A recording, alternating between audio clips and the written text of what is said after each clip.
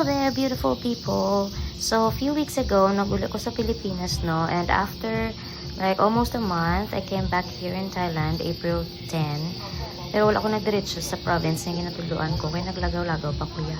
Nagkadto ko sa Phuket. And one of the places that we visited was this big Buddha. Pero wala kami nakita nga Buddha. Kay sirado. Kaya sirado nila dito.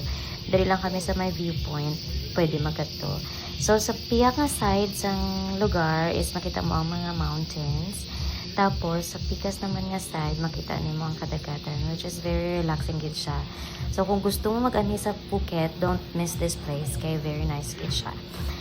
So, ang weather that time was very nice, no? Hayag kayong adlaw, pero ang hangin kay very bugnaw. Tapos, we've got a chance to meet our parientes dito, no? Tara, kakaon-kaon, walay problema. Sana all. Totoo yun put mi dito, nakihilo-bilo sa tong pariente. Ang tunabta na lang mi og sunset. So, as you can see, sa tulo ka videos, na hayag pa kaayo, and then na ay sunset. So, kung na may plan, mag-ani sa Phuket, visit Big Buddha dito sa Phuket. Kaya bisan na pa siya sa pinakaputok-putok sa bukid. Nice gihapon ang dalan. Very accessible. See you!